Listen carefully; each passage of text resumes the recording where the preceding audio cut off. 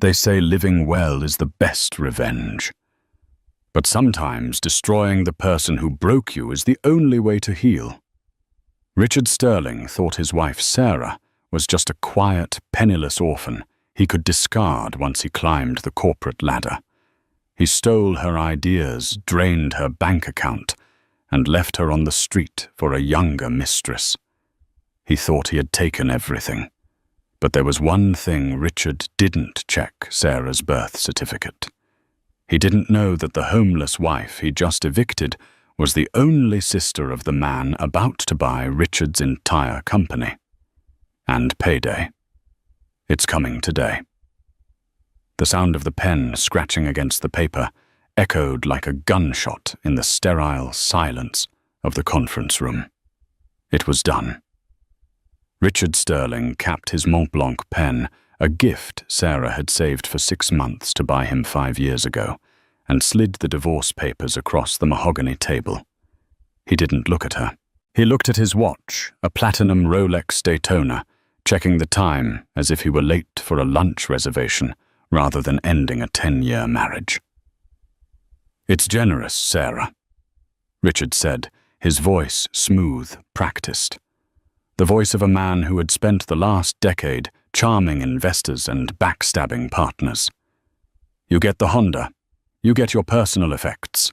I take the portfolio, the house in the Hamptons, and the intellectual property rights to Project Aegis." Sarah sat frozen. The leather chair felt cold against her back. She looked small in the oversized boardroom of Sterling Dynamics, the company she had built from the ground up alongside him. Project Aegis wasn't just IP, it was her code. It was the algorithm she wrote late at night while Richard was out networking, which she now knew meant sleeping with Jessica, his 24-year-old PR director. "Richard," Sarah whispered, her voice trembling, not with sadness, but with a shock so profound it felt like paralysis. "That algorithm is mine. The house, my grandmother's inheritance, paid the down payment. You can't just—" "I can," Richard interrupted, finally looking at her. His eyes were ice blue, devoid of the warmth she once thought she saw there. He signaled to his lawyer a shark named Mr. Davies from the firm Pearson & Spector. "The prenup you signed was thorough. And regarding the IP, you developed it while employed by Sterling Dynamics. As CEO, I own it. As for the house, the deed is in the trust. My trust." He stood up, buttoning his bespoke suit jacket. "Face it, Sarah. You're a liability. You don't fit the image I need for the IPO. Investors want youth vitality. They want a power couple. Not whatever this is." He gestured vaguely at her simple cardigan and jeans. "I built you," she said, her voice rising. "When we met, you were waiting tables at a TGI Fridays. I taught you how to code. I wrote your business school application essays. I stayed in the shadows so you could shine." Richard laughed. It was a dry, cruel sound. "And that's where you belong, Sarah. In the shadows. Security will escort you out. You have an hour to clear your desk. Don't make a scene. It's embarrassing." He walked out without looking back. Sarah didn't cry. Not yet. She walked to the window of the 40th floor, looking out over the grey expanse of Manhattan. The rain was lashing against the glass. She had $400 in her checking account. She had no job, having technically been a consultant for Richard, with no salary for the last 3 years to save the company money. She was 32 years old, and she had been erased. As she packed her cardboard box, a photo of her parents who died when she was 4, a dried rose from their first date, a stress ball Jessica walked by. The young woman leaned against the doorframe, sipping a green juice. "Make sure you leave the company laptop." Jessica smirked. "Richard needs it for the presentation in London next week. We're flying first class on Emirates. I hear the champagne is to die for." Sarah looked at her. He'll do it to you too, Jessica, once you serve your purpose. Unlikely. Jessica laughed. I'm not a doormat. Bye, Sarah. 2 weeks later, Sarah was living in a motel in Queens that smelled of stale cigarettes and lemon pledge. The generous settlement Richard had promised was tied up in administrative processing, which her free legal aid advisor told her was code for "he's going to bleed you dry in court fees before you see a dime." She applied for jobs, but Richard had blacklisted her. Every tech firm in the city knew Sterling Dynamics. Richard had painted her as unstable, a jealous ex-wife who had tried to sabotage the company. She was radioactive. It was a Tuesday night, raining again, when she saw it. She was sitting in a diner nursing a lukewarm coffee, watching the TV mounted in the corner. It was a segment on Bloomberg Technology. The anchor was beaming. And finally, the unicorn of the year. Sterling Dynamics is set to go public next month with a valuation of $4 billion. CEO Richard Sterling is being hailed as the visionary of the decade for his groundbreaking Aegis algorithm. The screen cut to Richard. He looked golden tanned, standing on the deck of a yacht in Monaco. Jessica was draped over his arm, wearing a diamond necklace that cost more than Sarah's entire life earnings. It's all about vision, Richard was saying to the camera. I sat in my garage for years coding this line by line. It's about sacrifice. I had to cut out the dead weight in my life to truly fly. Sarah felt the bile rise in her throat. Dead weight. He was erasing her history. He was stealing her genius. And the world was applauding him for it. She left the diner, walking blindly into the rain. She felt a deep, dark hollow in her chest. She had no family. Her parents had died in a car crash in Ohio when she was a toddler. She had been put into the foster system, bounced around until she aged out. Richard was the first person she had truly trusted. She reached into her pocket and pulled out her phone. She had one contact saved that she had never called. It wasn't a friend. It wasn't a lawyer.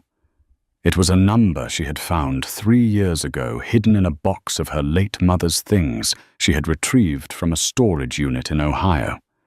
It was a handwritten letter from her mother, addressed to her Alexander. If anything happens to us, find him. He is your brother. He was taken by his father, but he is your blood. Sarah had been too proud to call. She wanted to make it on her own. She wanted to be Sarah Sterling's successful tech mogul. But Sarah Sterling was dead. She dialed the number. It rang once, twice. Blackwood Private Office. A crisp British voice answered. Who is calling? I need to speak to Alexander Blackwood, Sarah stammered. Mr. Blackwood does not take unsolicited calls. Please submit your inquiry to Tell him it's Sarah, she said, her voice cracking. Tell him I have his mother's eyes, and I have nothing left. There was a pause, a long, heavy silence. Hold, please. 30 seconds later, a deep baritone voice came on the line. It sounded like thunder wrapped in velvet. Sarah, is this Alexander? Where are you? The voice was urgent, intense. I'm in Queens, a motel on 21st Street. Stay there. Do not move. I am coming. You're in New York. I am everywhere, Sarah. Give me 20 minutes. The car that pulled up to the dilapidated motel wasn't a taxi. It wasn't an Uber. It was a cavalcade. 3 blacked-out Cadillac Escalades and a Rolls-Royce Phantom. The spinning R on the wheels seemed to mock the cracked pavement of the parking lot.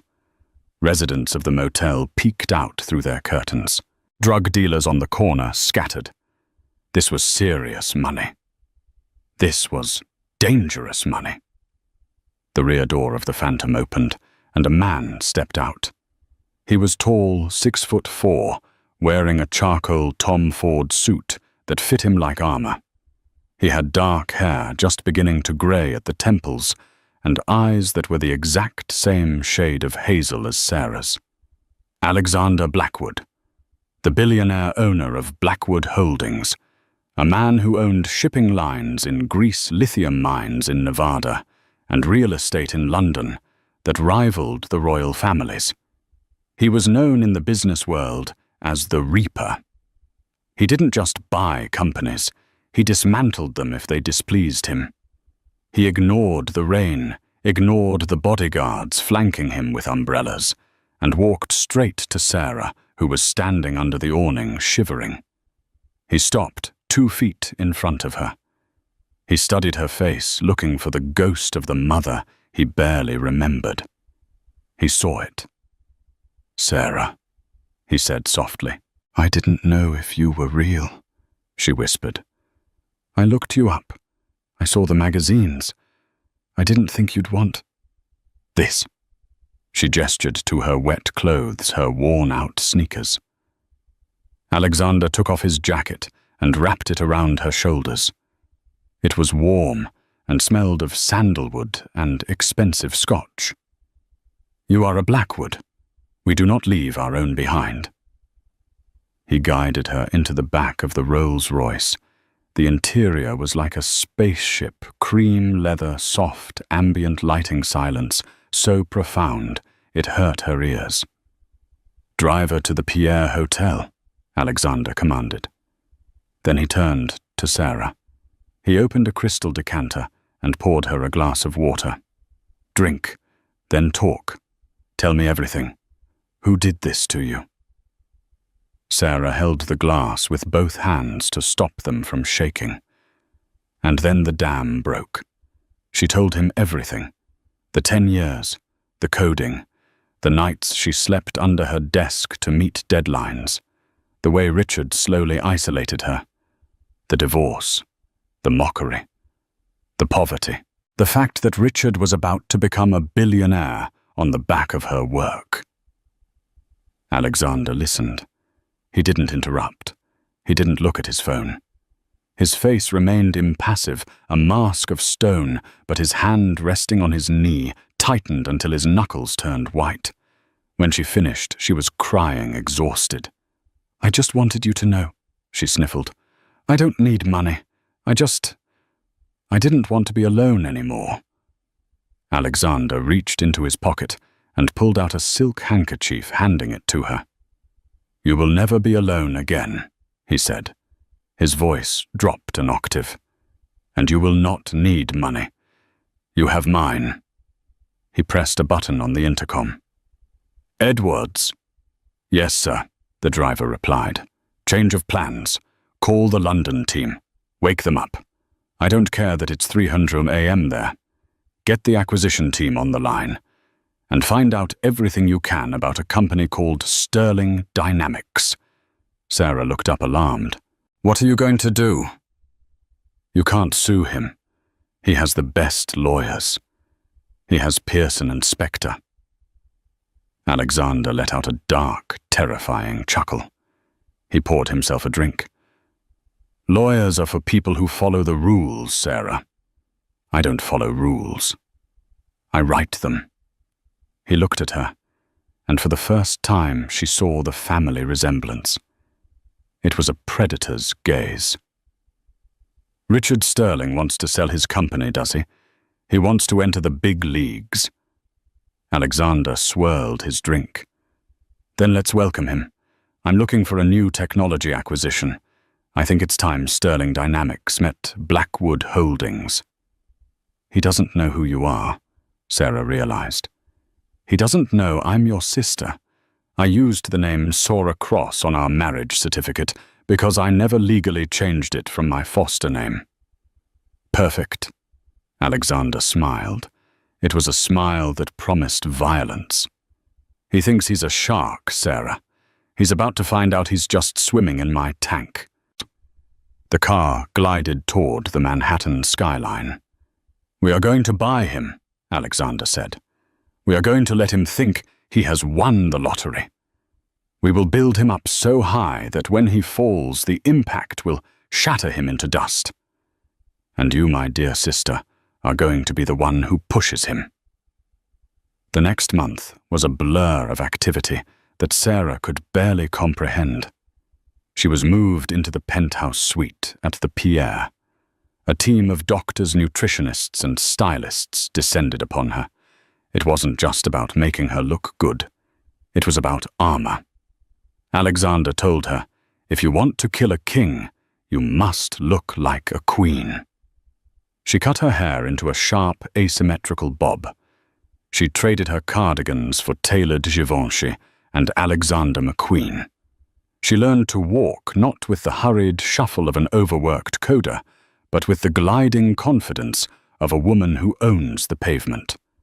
But the most important work happened in the war room of Blackwood Holdings. Sarah sat at the head of the table, flanked by Alexander and his top analysts. They dissected Sterling Dynamics. "Here," Sarah said, pointing to a schematic on the screen. "The Aegis algorithm has a flaw. Richard doesn't know it because he didn't write it. I did. If you overload the server capacity by 300% during the integration phase, the security protocols collapse."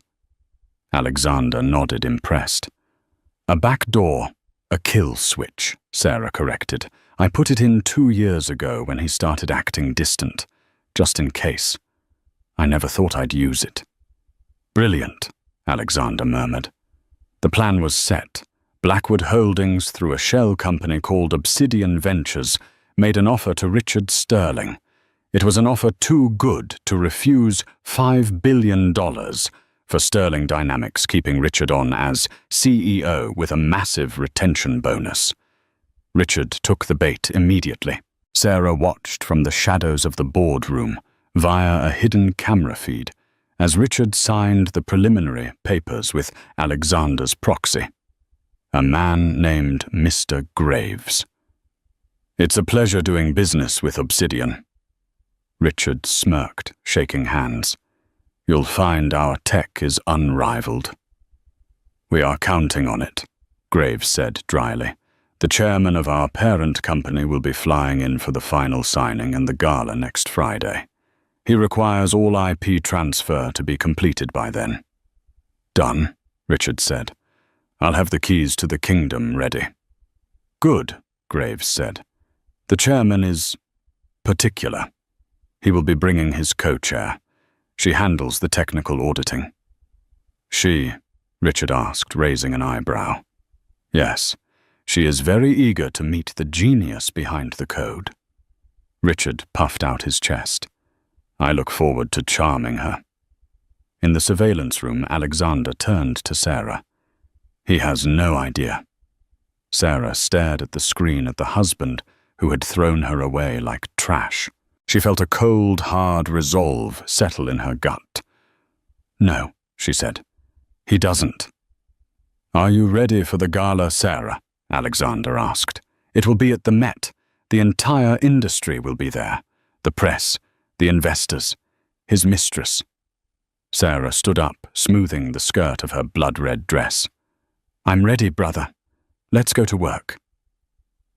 The night of the gala arrived with the kind of electric tension usually reserved for heavyweight title fights or royal weddings. The venue was the Metropolitan Museum of Art, specifically the Temple of Dendur room. Richard Sterling had rented it out to celebrate the impending acquisition of Sterling Dynamics by Obsidian Ventures. He wanted the world to see him ascend to the throne of the tech world. Richard stood before the floor-to-ceiling mirror in the bridal suite of the Plaza Hotel. He liked the irony of getting ready in a room designed for beginnings when he felt he had finally shed his past. He adjusted his bow tie. It was silk hand-stitched in Milan. He checked his phone.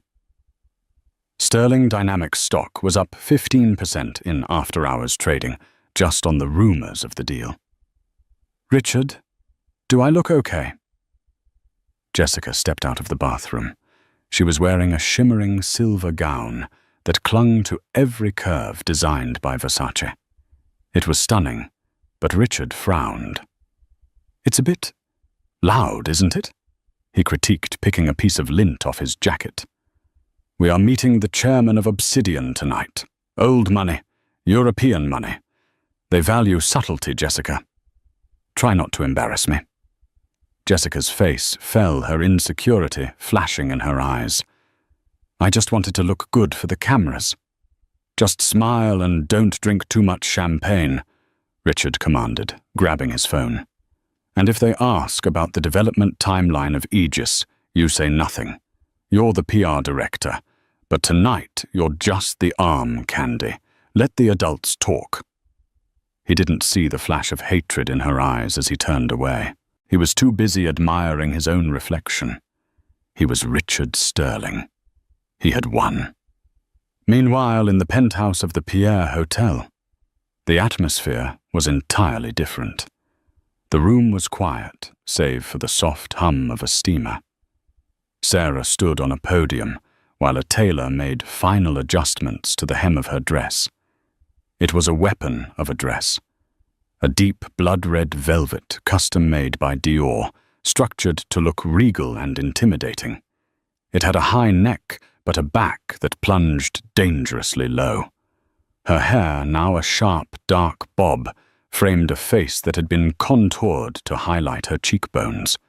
The soft, broken woman from the motel was gone. In her place was a statue of vengeance. Alexander Blackwood walked in, holding a small velvet box. He was dressed in a tuxedo that cost more than Richard's car cut, with the severe elegance of a man who owned the room before he even entered it. "Everyone is in position," Alexander said, his voice calm. "My legal team is on site. The press has been briefed that a major announcement is coming. The trap is set." He opened the velvet box. Inside lay a necklace of diamonds and rubies. The centerpiece was a ruby the size of a quail's egg, dark as dried blood. "The Blackwood heart," Alexander said, fastening it around her neck. "Our grandmother wore this to meet the Queen in 1952. Now you wear it to dethrone a peasant." Sarah touched the cold stone. She looked in the mirror. She barely recognized herself. "I'm terrified, Alex. What if he sees right through me? What if I crumble?" Alexander spun her around, gripping her shoulders. "He won't see Sarah, the wife he abused. He will see Sarah Blackwood, the co-chair of Obsidian. He is blinded by his own greed. He sees only the checkbook, not the hand holding the pen." He offered her his arm. "Tonight we don't just win. We rewrite history. Are you ready to take back what is yours?" Sarah took a deep breath. She thought of the rain against the motel window. She thought of the years of stolen credit. She thought of Richard's laugh when he fired her. Her eyes hardened. "Let's go burn it down." The arrival at the Met was a frenzy. Flashbulbs popped like strobe lights. Richard and Jessica walked the red carpet, Richard waving like a politician soaking in the adulation. Reporters thrust microphones in his face. "Mr. Sterling, is it true the deal is worth $5 billion? Richard." "What's next for the visionary of the century?" Richard beamed. "The deal is historic," he told a reporter from the Wall Street Journal. "It proves that true innovation cannot be stopped. Sterling Dynamics is the future." Suddenly, a hush fell over the crowd at the entrance. The shouting reporters went silent. Heads turned. A convoy of 4 Rolls-Royce Phantoms pulled up to the curb. The sheer display of power was overwhelming. The lead car's door opened, and Alexander Blackwood stepped out. The crowd gasped. Alexander was a ghost. He rarely attended public events. His presence alone signaled that this was a monumental occasion. But it was who he helped out of the car next that stopped the breath in everyone's throat. Sarah stepped onto the red carpet. She didn't wave. She didn't smile.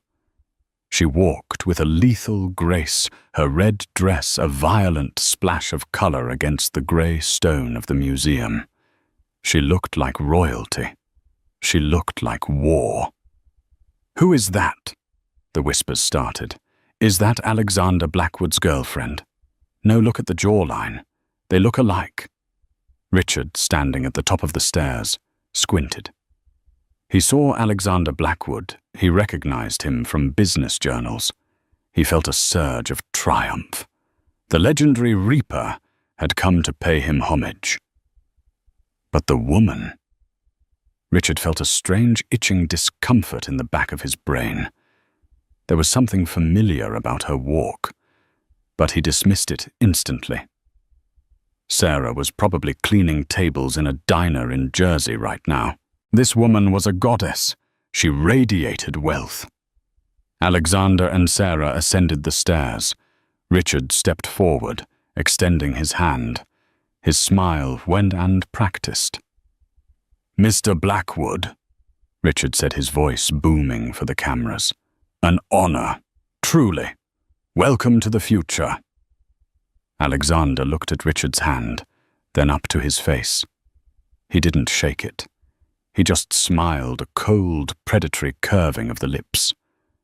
"Mr. Sterling," Alexander said smoothly, "I believe you know my co-chair. She has been managing the technical audit of your files." Alexander stepped aside. Sarah stood directly in front of Richard. She was wearing 4-inch Louboutins, making her nearly eye level with him. She looked deep into his eyes, those ice-blue eyes that had once looked at her with such disdain. "Hello, Richard," she said. Her voice was different, trained lower, sharper. But the intonation was unmistakable. Richard froze. His smile faltered, twitching at the corners. He blinked rapidly. He looked at the ruby around her neck, then back at her eyes. "Sarah," he whispered the word, escaping him like a wheeze.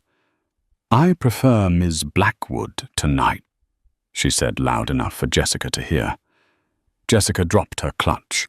It hit the floor with a dull thud. "Ms. Blackwood," Richard stammered, his brain misfiring. "But the motel, Shall we go inside?" Sarah cut him off, her voice dripping with bored condescension. "We have a lot of paperwork to sign, and I'd hate to keep the press waiting. They do love a good story." She brushed past him, her velvet dress trailing over his expensive Italian shoes. Richard stood there, paralyzed, as the photographers went gold, capturing the moment the king of tech looked like he had seen a ghost. The Temple of Dendur inside the Metropolitan Museum of Art was not merely a venue, it was a declaration of immortality. The ancient Egyptian sandstone temple, illuminated by soft golden uplighting, stood as a witness to thousands of years of history.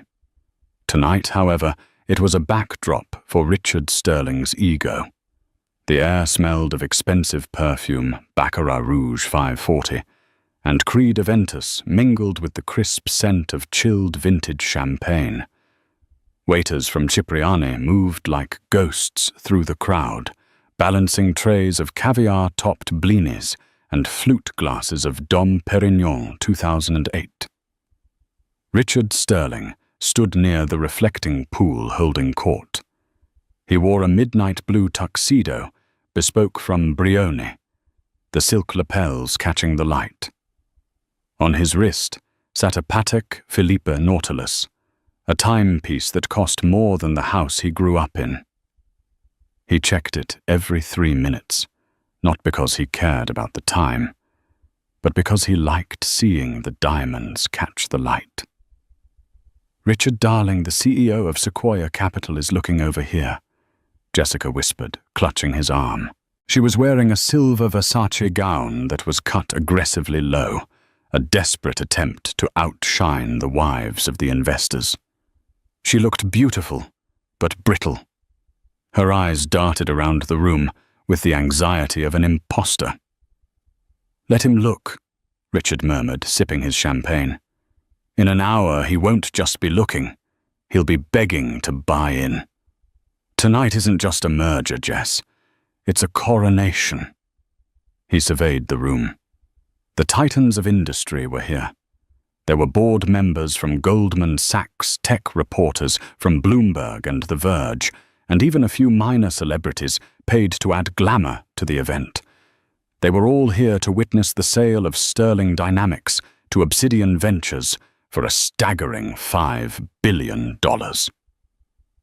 "Mr. Sterling," a reporter from CNBC approached a cameraman in tow. A quick word before the signing. "How does it feel to be the sole architect of the Aegis algorithm?" Richard adjusted his bow tie, flashing his perfect veneered smile. "It's humbling, really. You know, many nights I sat alone in the dark, just me and the code building the digital infrastructure that will protect the Western world. It requires a certain fortitude, a singular vision that few possess." He believed it. That was the terrifying part.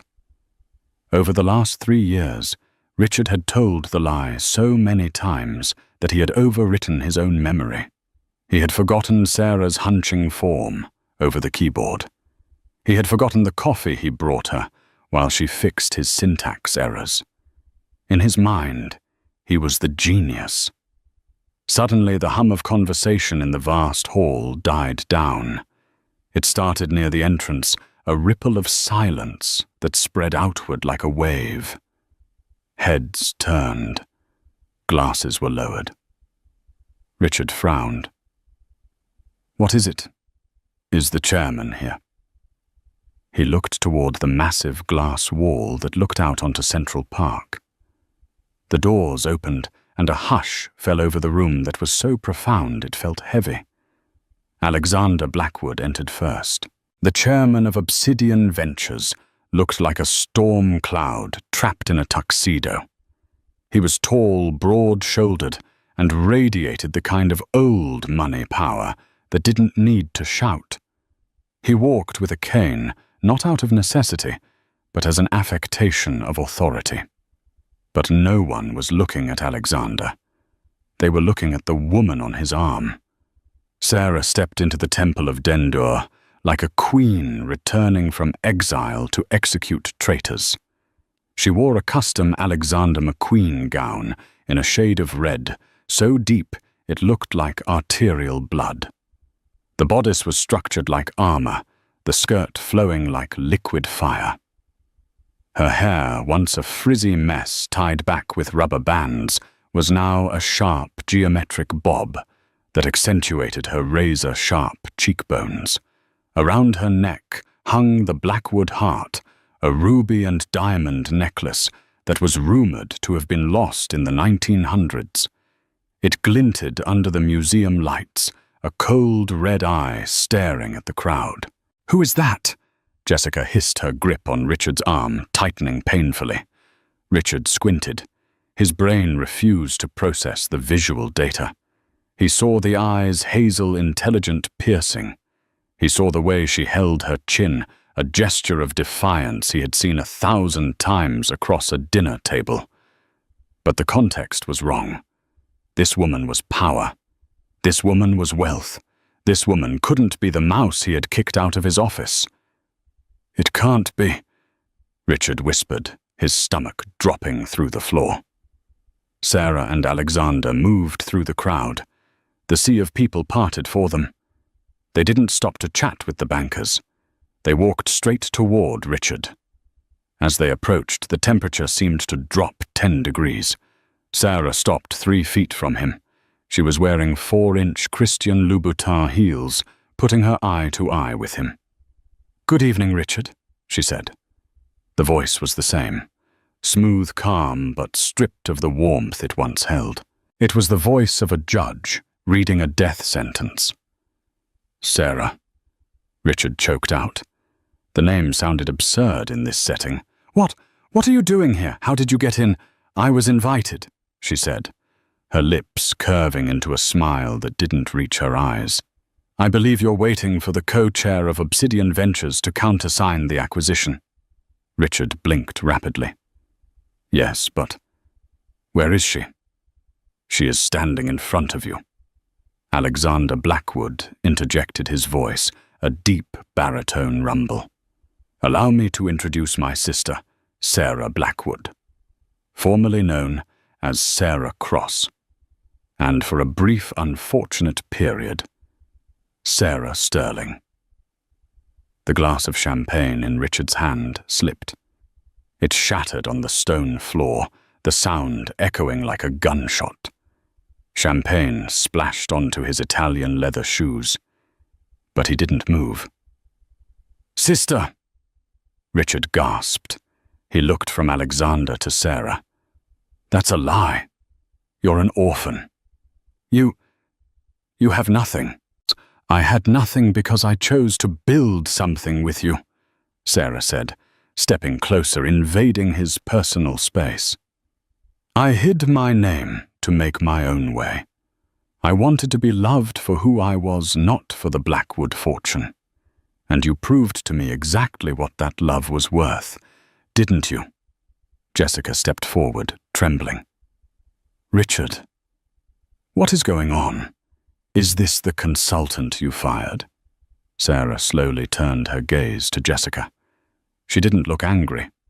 She looked bored. The dress is Versace, isn't it? Fall 2023 collection. A bit dated, don't you think? And it pulls terribly at the seams. Jessica gasped, covering her chest with her clutch. We have a schedule to keep, Alexander announced, checking his pocket watch. The presentation begins in 5 minutes. I trust your technical demonstration is ready. Mr. Sterling. Richard was hyperventilating. His world was tilting on its axis. Sarah was a Blackwood. The woman he had left penniless in a motel was the sister of the man buying his company. Yes. Richard stammered, his survival instinct kicking in. He was a salesman above all else. He just had to get through the demo. He had to get the signature. Once the money transferred, he could disappear. He could buy an island. He could escape her. Good, Sarah said. I'm looking forward to seeing your code in action, Richard. I hear it's revolutionary. 10 minutes later, Richard stood on the raised stage in front of the Temple of Dendur. A massive 8K LED screen loomed behind him. The lights dimmed, casting the audience into darkness. He gripped the podium. His hands were shaking so badly, he had to lock his elbows to steady them. He looked out into the void. In the front row, bathed in the glow of the stage lights, sat Alexander and Sarah. She was watching him with the predatory focus of a hawk circling a field mouse. Ladies and gentlemen, Richard began, his voice wavering before he cleared his throat and found his rhythm. Welcome. Tonight, Sterling Dynamics introduces the future. He clicked a remote. The screen flared to life with the sleek metallic logo of Project Aegis. In a world of cyber threats where our data is more valuable than gold, we need a shield. I built Aegis to be that shield, an adaptive polymorphic algorithm that learns from attacks in real time. He was gaining confidence now. The lie was comforting. It was a script he knew by heart. But words are cheap, Richard said, flashing a charming smile that looked ghastly under the harsh lights. Let's see it in action. I am going to initiate a live Level 5 DDoS and malware attack on our local server, and Aegis will neutralize it instantly. He tapped the tablet on the podium. On the big screen, a visualization of the server architecture appeared. Red lines representing the virus began to swarm the blue core. Watch, Richard commanded. The system detects the anomaly. The blue core pulsed. The red lines were pushed back. The crowd murmured in appreciation. It was working. Richard let out a breath, he didn't know he was holding. It was working. He was going to get away with it.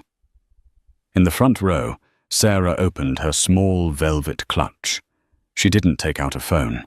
She took out a specialized Flipper Zero device, modified with a high-gain antenna. She looked at Richard. Their eyes locked. She mouthed one word. Goodbye.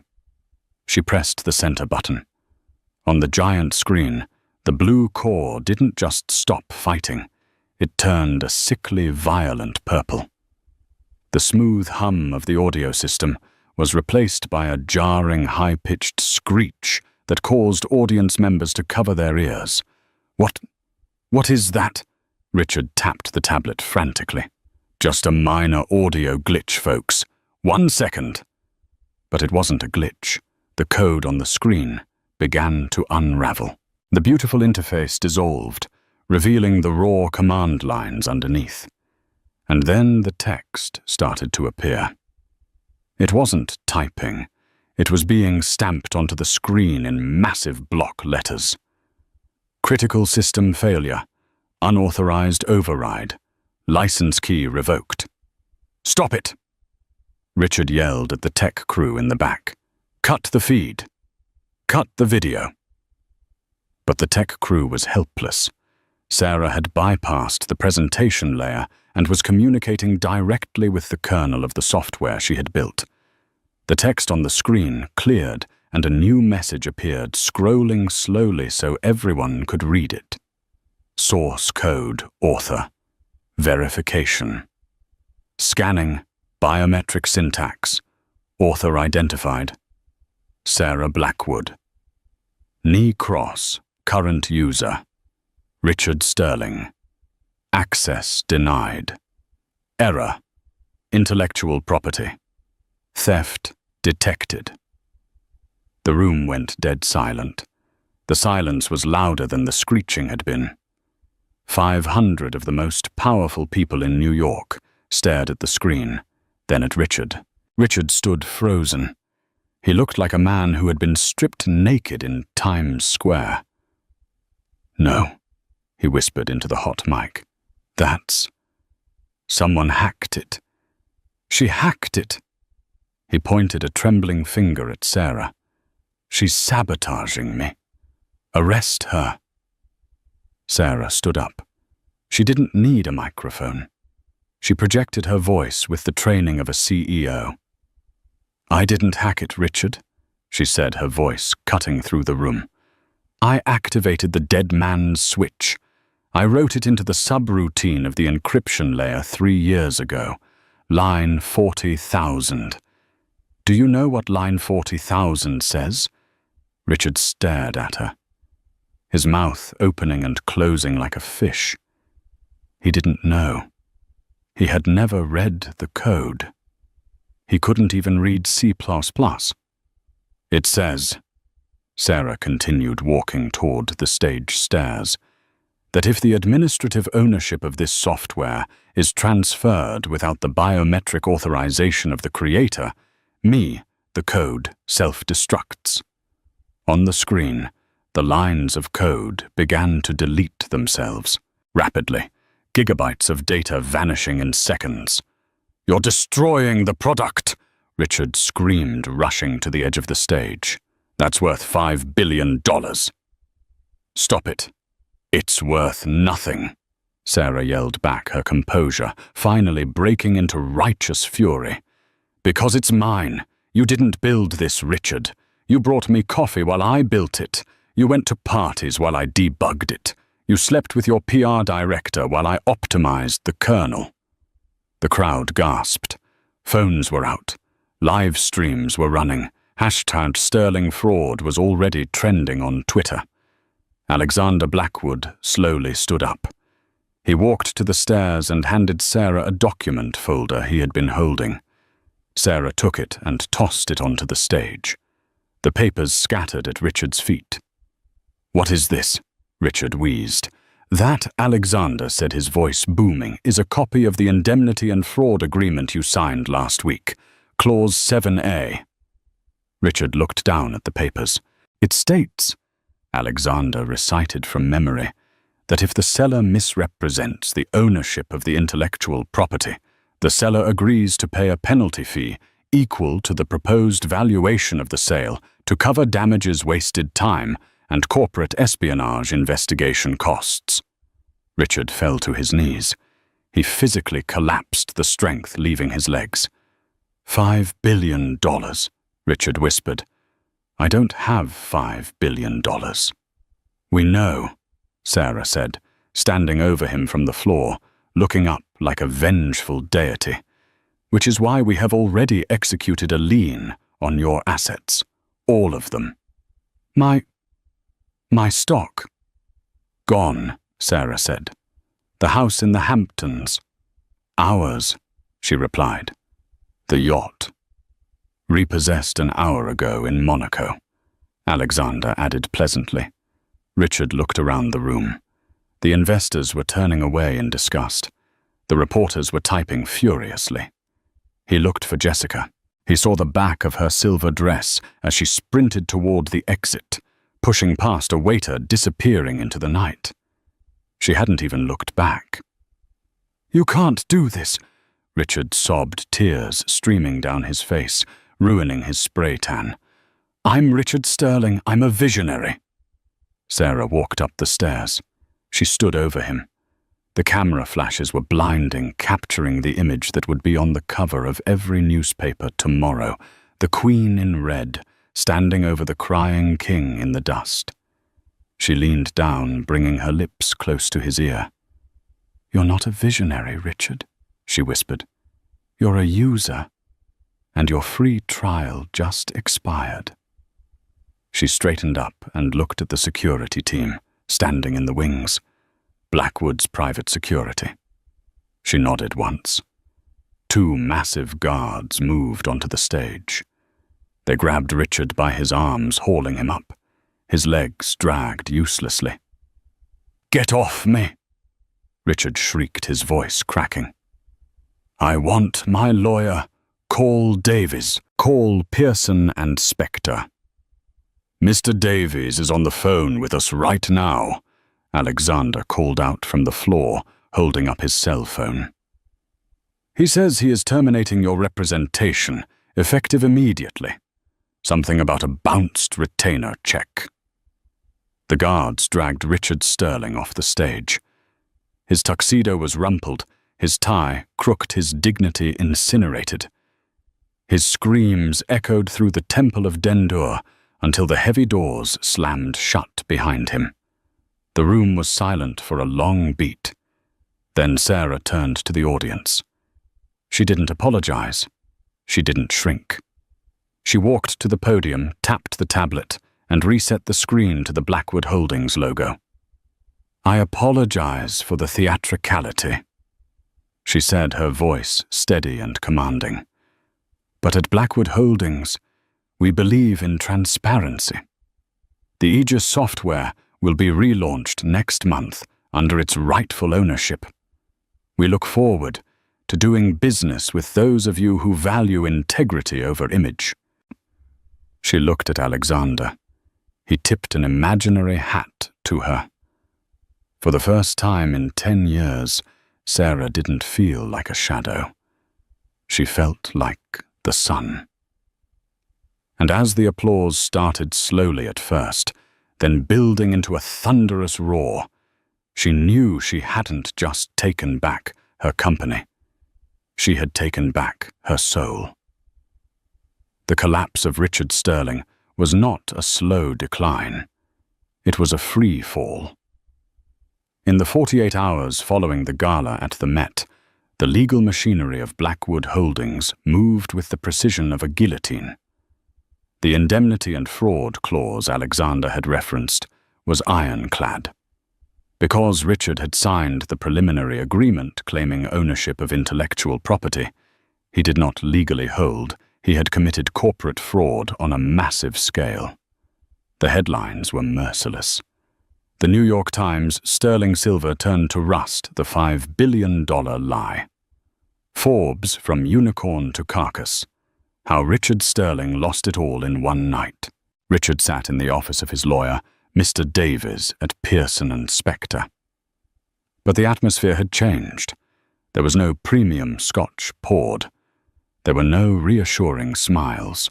"We have to drop you, Richard," Davies said, not even looking up from his file. "Drop me," Richard sputtered. He looked haggard. He hadn't slept or changed his clothes since the gala. "I pay you a retainer of 50,000 a month."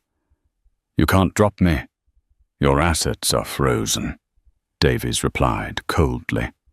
The retainer check bounced this morning. Blackwood obtained an emergency injunction at 9:00 a.m. They have a lien on everything. The Hamptons house, the Tribeca loft, the accounts in the Cayman Islands, even your car. My car.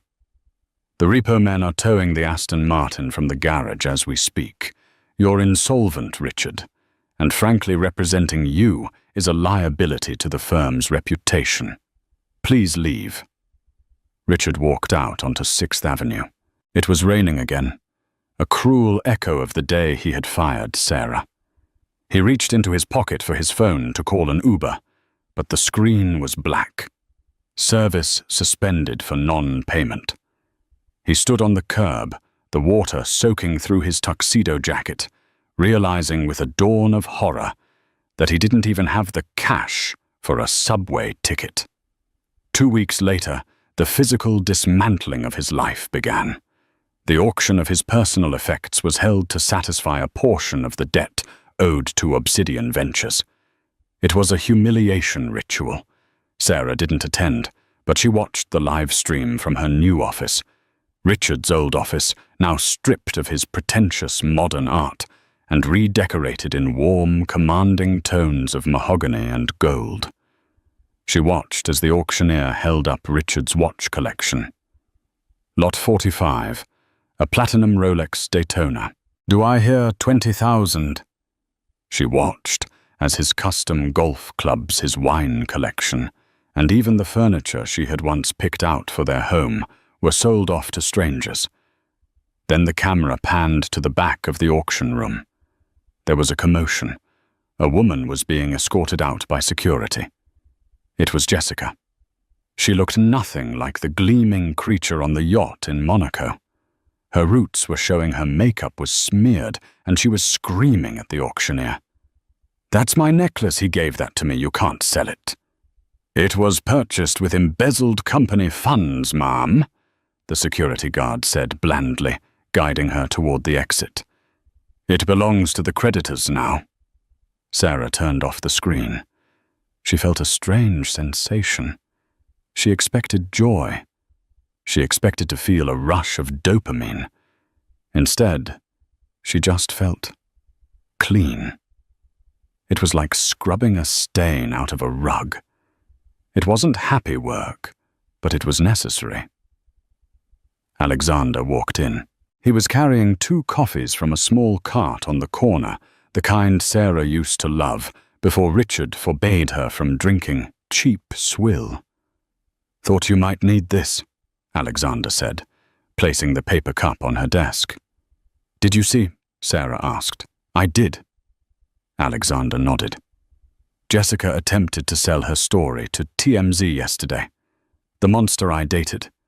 She tried to paint herself as a victim of his manipulation. Did they run it? No." Alexander took a sip of his coffee. "I bought the rights to her story for a very modest sum, and then killed it. She gets enough money to buy a bus ticket back to wherever she came from, but she signs an NDA. She disappears. She doesn't get to be famous for destroying you." Sarah smiled a genuine warm smile. "You think of everything." "I protect my family," he said simply. "Now there is one last piece of business. The transfer of the company title. The board is waiting." The final confrontation didn't happen in a courtroom. It happened in the lobby of the Sterling Dynamics building, now renamed Cross Blackwood Technologies. Sarah was leaving for the day, flanked by 2 security guards. She was wearing a trench coat over a sharp business suit, looking every inch the CEO.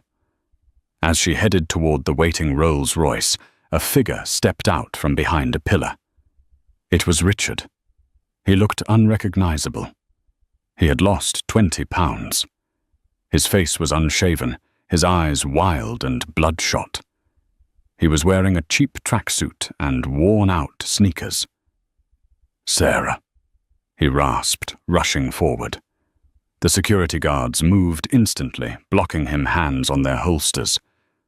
"Back away, sir." Sarah held up a hand. "It's okay. Let him speak."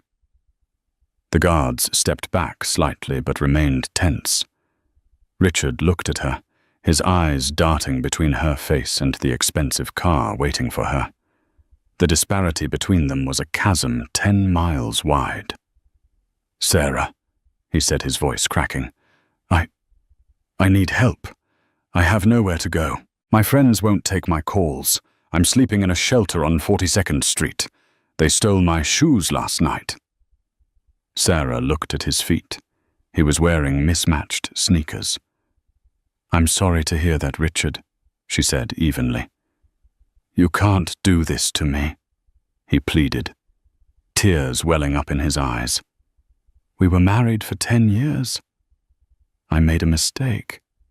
Okay, I made a terrible mistake. But I built this place. I have ideas I can consult for you. Please, just give me a job. Anything. Even entry level." He fell to his knees on the marble floor of the lobby he once owned. "Please, Sarah. I'm begging you. I have nothing." Sarah looked down at him. She remembered the nights she sat up coding while he slept. She remembered him calling her dead weight. She remembered the look on his face when he evicted her. She crouched down, not to comfort him, but to look him in the eye. "Do you remember what you said to me, Richard, when you handed me the divorce papers?" Richard sobbed, shaking his head. "You said I belonged in the shadows. You said I was a liability." She stood up, smoothing her coat. "I didn't take your money because I'm greedy, Richard. I didn't take your company because I'm cruel. I took them because they were never yours. You were a squatter in the house of my intellect." She signaled to the driver. The car door opened. "I won't give you a job," Sarah said, "because you aren't qualified to work at my company. But—" She reached into her purse and pulled out a single bill. She dropped it on the floor in front of him. It was a $20 bill. "There's a TGI Fridays a few blocks over," she said, echoing his words from years ago. "I hear they're hiring waiters. You used to be good at that. Maybe you can start over. Properly this time." She got into the car. The heavy door slammed shut, sealing out the noise of his weeping. As the car pulled away, merging into the New York traffic, Sarah didn't look back. 6 months later, the boardroom of Cross Blackwood Technologies was buzzing. The quarterly earnings report was out, and the stock had tripled. The release of the Aegis 2.0 software, properly credited to Sarah, had revolutionized cybersecurity for banks and hospitals worldwide. Sarah sat at the head of the table. She wasn't just the sister of a billionaire anymore. She was a titan in her own right. Alexander sat to her right, beaming with pride. "The acquisition of the Silicon Valley chip manufacturer is complete," Sarah announced to the board. "We are expanding operations to Tokyo and London next quarter." The board members applauded. These were serious people, veterans of Goldman Sachs and J.P. Morgan, and they looked at Sarah with genuine respect. After the meeting, Sarah and Alexander stood on the balcony of the penthouse office, looking out over the city. The sun was setting, painting the skyscrapers in hues of orange and purple. "You know," Alexander said, leaning against the railing. "I checked on him. Richard." Sarah looked at her brother. "And he's working at a car wash in Queens. He lives in a small studio apartment. He pays his taxes. He's ordinary." Sarah nodded. "Good. Ordinary is what he always was. He just wore a very expensive mask. She turned to Alexander. I never thanked you properly, Alex. Not for the money, but for believing me when I was standing in the rain with nothing. Alexander wrapped an arm around her shoulders. You are my blood, Sarah, but you saved yourself. I just gave you the hammer. You were the one who swung it. Sarah looked at the horizon. She thought about the journey from the scared orphan to the invisible wife, to the discarded woman, to the CEO. She touched the ruby necklace at her throat, the blackwood heart. I'm not afraid of the rain anymore, she whispered. No. Alexander smiled. You're the storm. They stood together, two titans above the world, watching the lights of the city flicker on one by one, like stars in a galaxy they now owned. The past was a lesson. The present was a victory. And the future belonged to the woman who refused to stay in the shadows. This story isn't just about revenge. It's about the reclamation of self-worth. Richard Sterling represents the people in our lives who mistake our kindness for weakness and our silence for stupidity. He thought he could extract Sarah's value and discard the person, forgetting that the source of the magic was never the company. It was her. Sarah's journey proves that rock bottom is not the end. It is the solid foundation upon which you build a new empire. She didn't just get her brother's help. She used her own genius, the very thing Richard stole, to seal his fate. It serves as a powerful reminder. You can steal a person's ideas, you can steal their money, but you can never steal their fire. When the underdog bites back, they don't just leave a mark, they rearrange the food chain. Did you enjoy this story of karmic justice? If you felt that satisfaction when Richard was exposed on stage, please hit the like button. It helps more people find this story. What would you have done if you were Sarah? Would you have given Richard a job, or did he deserve the car wash? Let me know in the comments below. And don't forget to subscribe and ring the notification bell. We release new stories of drama, romance, and justice every week. You don't want to miss the next one. Thanks for watching.